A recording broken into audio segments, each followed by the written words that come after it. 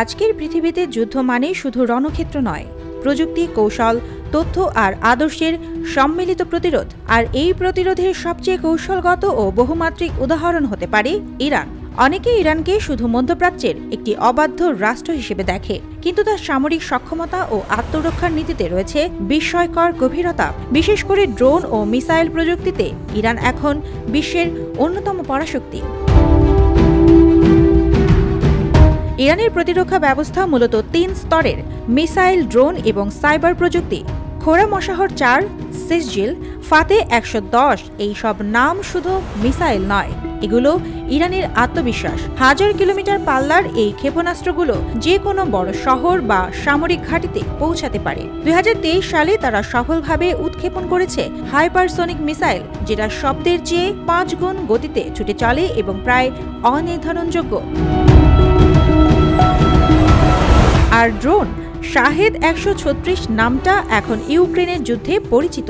এই ক্যামিকাজে ড্রোন শুধু বিস্ফোরণ ঘটায় না, বরং বার্তা দেয় ইরান শুধু যুদ্ধ করছে না, তারা একটি সামরিক অবস্থান তৈরি করছে বিশ্ব মানচিত্রে।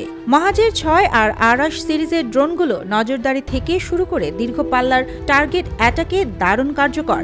এগুলো শুধু নিজেদের জন্য নয়, মিত্র দেশগুলোতেও রপ্তানি হচ্ছে। তবে ইরানের প্রতিরক্ষা মানে শুধু যুদ্ধাস্ত্র নয়, সাইবার দুনিয়াতেও যুদ্ধ চলছে, আর সেখানেও ইরান পিছিয়ে নেই।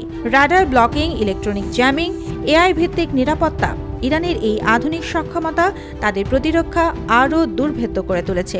২০১৯ সালে আমেরিকার গ্লোবাল হক ড্রোন ভূপাতিত করে বিশ্বকে চমকে দিয়েছিল ইরান। এটা শুধু সামরিক ঘটনা ছিল না, ছিল এক কৌশলগত বার্তাও।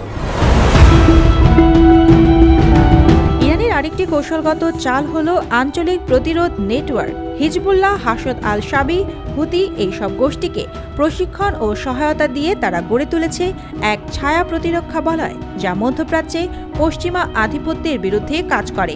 এর মাধ্যমে তারা শুধু প্রতিরক্ষা নয়, এক ধরনের রাজনৈতিক ভারসাম্যও তৈরি করেছে। এখানেই শেষ নয়, ইরান দেখিয়েছে সামরিক শক্তি আর মানবিক সহানুভূতি পাশাপাশি চলতে পারে। কোভিড-১৯ এর সময় আইআরজিসির সদস্যরা পিপিই, স্যানিটাইজার তৈরি করেছে, মাঠে দাঁড়িয়ে মানুষের পাশে থেকেছে। ভূমিকম্পে, ধ্বংসস্তূপে দাঁড়িয়েও তারা চালিয়েছে উদ্ধার কাজ। এমনকি তাদের প্রতিরক্ষা বিভাগের গবেষণায় নারীদের অংশগ্রহণও বাড়ছে। প্রকৌশল, মেডিকেল, মনিটরিং ইউনিটে তারা গুরুত্বপূর্ণ ভূমিকা রাখছে। ইরান বলছে তারা যুদ্ধ চায় না, কিন্তু অন্যায়ের সামনে মাথা নত করবেও না। তাদের প্রতিরক্ষা দর্শনের মূলে রয়েছে নৈতিকতা, যেখানে অস্ত্র শুধু অস্ত্র নয়, বরং আত্মমর্যাদার সুরক্ষা।